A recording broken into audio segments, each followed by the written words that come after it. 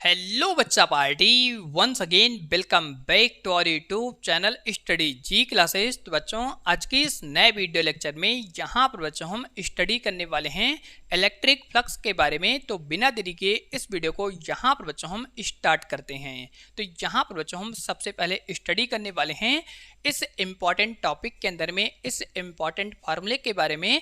इस फार्मूले के बारे में स्टडी करने के लिए यहाँ पर बच्चों हम सबसे पहले इस इम्पॉर्टेंट फिगर के बारे में स्टडी करने वाले हैं।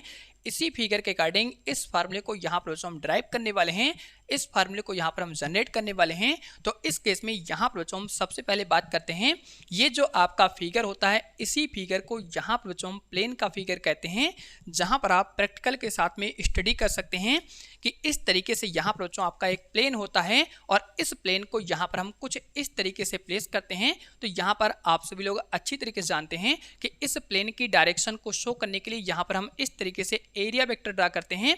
ये जो आपकी लाइन होती है इसी लाइन को यहाँ पर हम एरिया वेक्टर कहते हैं। इस एरिया वेक्टर को यहाँ पर बच्चों हम स्केलर फॉर्म में इस तरीके से कैपिटल ए से रिप्रेजेंट करते हैं और यहाँ पर ये जो आपकी लाइन होती है इसी लाइन को यहाँ पर हम इलेक्ट्रिक फील्ड कहते हैं। इस तरीके से आपका प्लेन होता है, इस तरीके से आने वाली इलेक्ट्रिक फील्ड लाइन होती है जो इस तरीके से यहाँ पर आती है और इस तरीके से आर पार होकर के यहाँ पर इस तरीके से पास आउट हो जाती है। तो ये जो आपकी पास होने वाली इलेक्ट्रिक फील्ड लाइन होती है इनके बीच में और एरिया वेक्टर के बीच में यहाँ पर जो आपका एंगल बनता है इस एंगल को यहाँ पर हम थीटा एंगल कहते हैं। ये बच्चों यहाँ पर आपकी इलेक्ट्रिक फील्ड होती है जो इस तरीके से थीटा एंगल से यहाँ पर पास होती है। तो इस केस में यहाँ पर आप सभी लोग अच्छी तरीके से जानते हैं ये जो आपकी इलेक्ट्रिक फील्ड ई होती है इसका जो इफेक्ट होता है वो इधर साइड होता है और इधर साइड होता है, क्योंकि यहाँ पर आप सभी लोग अच्छी तरीके से जानते हैं अगर कोई भी लाइन इस तरीके से यहाँ पर थीटा एंगल से आती है, तिरछी आती है, तो इसका हम कंपोनेंट करते हैं। तो थीटा के रेस्पेक्ट में इधर साइड यहाँ पर जो आपका कंपोनेंट आता है इसे हम cos थीटा कहते हैं। परपेंडिकुलर साइड में यहाँ पर जो आपका कंपोनेंट आता है इसे हम sin थीटा कहते हैं। तो इधर की साइड यहाँ पर जो आपका कंपोनेंट आने वाला है इस कंपोनेंट को यहाँ पर जो हम e cos थीटा कहते हैं और इधर की साइड यहाँ पर आपका ये जो कंपोनेंट आने वाला है इलेक्ट्रिक फील्ड का इसे यहाँ पर बच्चों हम e sin थीटा कहते हैं, ई साइन थीटा कहते हैं। तो यहाँ पर बच्चों आपको अच्छे समझना है कि दोनों कंपोनेंट में से कौन सा कंपोनेंट इलेक्ट्रिक फ्लक्स के लिए रिस्पॉन्सिबल है। तो आप सभी लोग अच्छी तरीके से जानते हैं कि इस प्लेन के परपेंडिकुलर जो भी आपका इलेक्ट्रिक फील्ड का कंपोनेंट होता है वही इलेक्ट्रिक फ्लक्स के लिए यहाँ पर रिस्पॉन्सिबल होता है। तो ई cos थीटा यहाँ पर जो आपका कंपोनेंट होता है वो इस प्लेन के परपेंडिकुलर डायरेक्शन में इस तरीके से होता है। तो ये कंपोनेंट आपका इलेक्ट्रिक फ्लक्स के लिए रिस्पॉन्सिबल होता है। ये कंपोनेंट यहाँ पर बच्चों इस तरीके से प्लेन की डायरेक्शन में होता है, इसलिए ये कंपोनेंट आपका इलेक्ट्रिक फ्लक्स के लिए रिस्पॉन्सिबल नहीं होता है। तो इस केस में यहाँ पर बच्चों अगर हम नेट फ्लक्स की वैल्यू निकालना चाहेंगे तो कैसे फाइंड करेंगे। इस केस में ये जो आपका कंपोनेंट होता है ई cos थीटा इसका मल्टीप्लाई हम कर देते हैं एरिया के साथ में, तो टोटल फ्लक्स आपको यहाँ पर मिल जाता है। यहाँ तक फिगर आपको अच्छे से क्लियर हो चुका होगा और अगर आपको वीडियो पसंद आती है तो वीडियो को लाइक और चैनल को सब्सक्राइब जरूर करिएगा। तो यहाँ पर बच्चों हम नई लाइन से आगे लिखने वाले हैं net electric flux. Net electric flux को यहाँ पर बच्चों हम फाई ई से रिप्रेजेंट करने वाले हैं। ये जो आपका सिंबल होता है इसी को हम इलेक्ट्रिक फ्लक्स का सिंबल कहते हैं। इस केस में यहाँ पर जो आपका कंपोनेंट होता है ई cos थीटा इसको हम मल्टीप्लाई कर देंगे एरिया वेक्टर ए के साथ में। तो यहाँ पर आपका फार्मूला हो जाएगा ई cos थीटा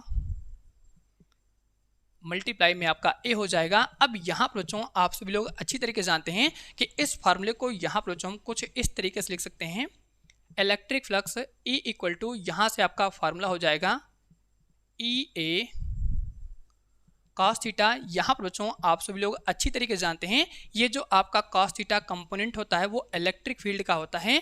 तो इस फार्मूले को यहाँ पर हम वेक्टर फॉर्म में इस तरीके से कैसे लिखने वाले हैं, इसके लिए आप सभी लोग एक इंपॉर्टेंट फार्मूले के बारे में जानते हैं जहाँ पर आप स्टडी करते हैं वेक्टर ए डॉट बी के बारे में। यहाँ से आपका फार्मूला चलता है vector A dot B.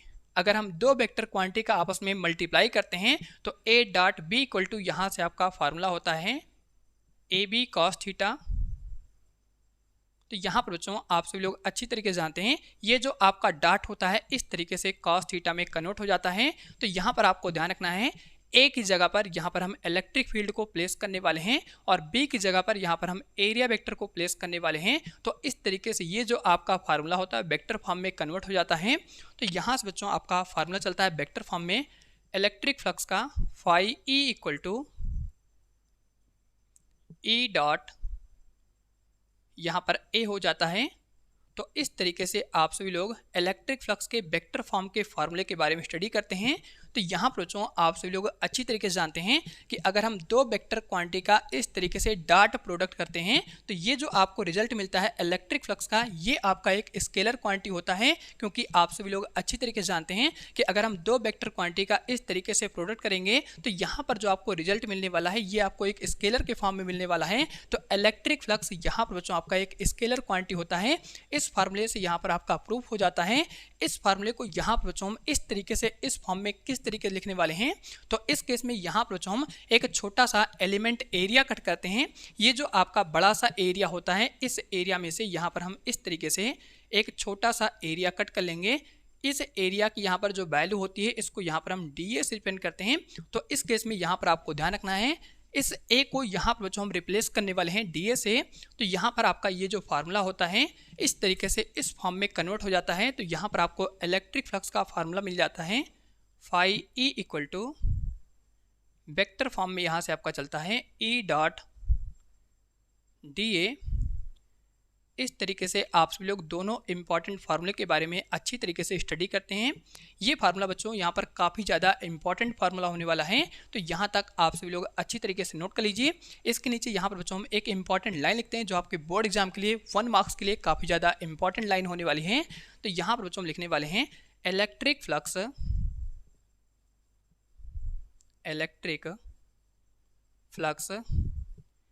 Is a scalar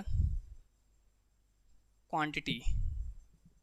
scalar quantity क्यों है? क्योंकि यहाँ पर आप जानते हैं दो वेक्टर क्वांटिटी का अगर हम इस तरीके से डॉट प्रोडक्ट करते हैं तो इनका जो आपको रिजल्ट मिलता है वो स्केलर मिलता है। इसीलिए यहाँ पर आप कह सकते हैं इलेक्ट्रिक फ्लक्स फाई ई एक स्केलर क्वांटिटी होता है, वेक्टर क्वांटिटी नहीं होता है। तो यहाँ तक बच्चों आप सभी लोग अच्छी तरीके से नोट कर लीजिए। इसके बाद यहाँ पर हम बात करने वाले हैं कि ये जो आपका फार्मूला होता है इस फार्मूले को यहाँ पर हम इंटीग्रल फॉर्म में किस तरीके से चेंज करने वाले हैं।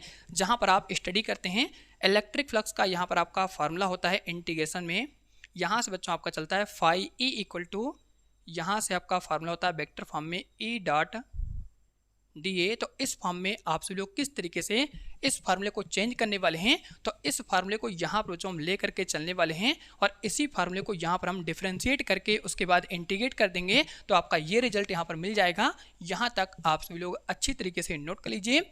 इस फार्मूले को इस फॉर्म में कैसे चेंज करना है मैथमेटिक्स के अकॉर्डिंग यहाँ पर बच्चों हम बेहतरीन तरीके से एक्सप्लेन करने वाले हैं। यहाँ तक आप सभी लोग नोट कीजिए।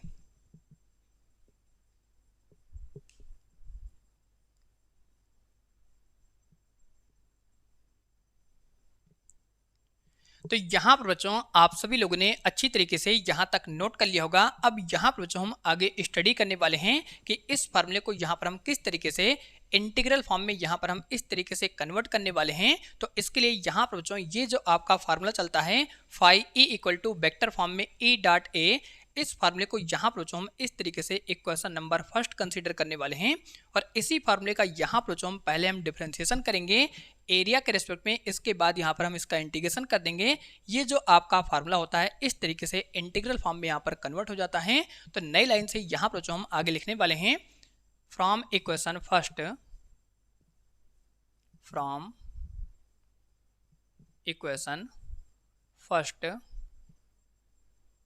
वी हैव, यहाँ से बच्चों आपका फार्मूला चलता है electric flux phi E equal to यहाँ से आपका फार्मूला होता है वेक्टर फॉर्म में ई डॉट ए होता है।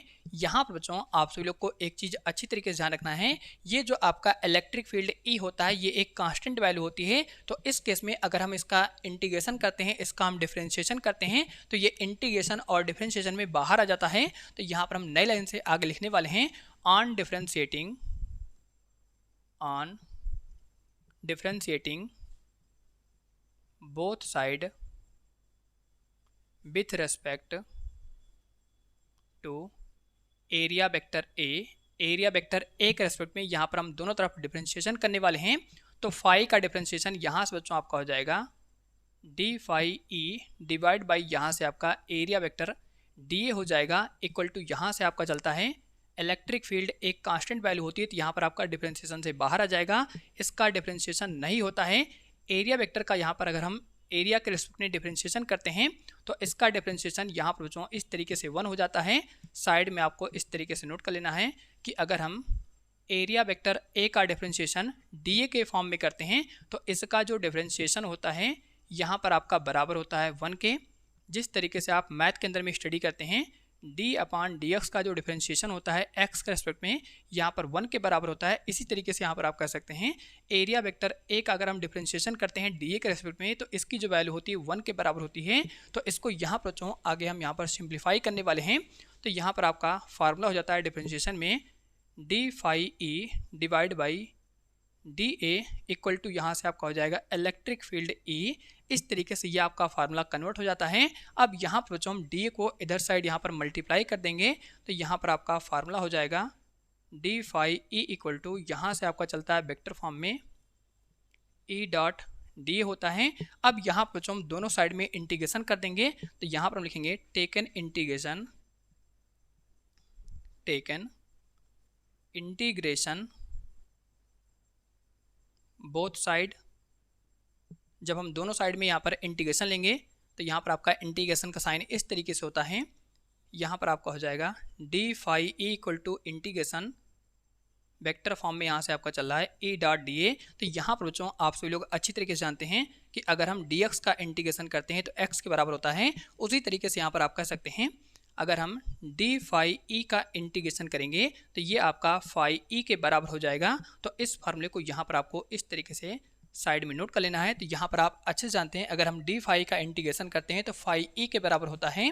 तो यहाँ पर आपका ये जो फार्मूला होता है इस तरीके से इंटीग्रल फॉर्म में यहाँ पर बच्चों कन्वर्ट हो जाता है। तो इस तरीके से आप सभी लोग इलेक्ट्रिक फ्लक्स के इस इम्पॉर्टेंट फार्मूले के बारे में स्टडी करते हैं। ये फार्मूला गॉस लॉ के लिए काफ़ी ज़्यादा इंपॉर्टेंट होने वाला है। तो यहाँ तक बच्चों आप सभी लोग अच्छी तरीके से नोट कर लीजिए। अगर आपको किसी भी पॉइंट में किसी भी स्टेप में कोई समस्या दिक्कत होती है तो कमेंट बॉक्स में कमेंट करके जरूर बताएगा।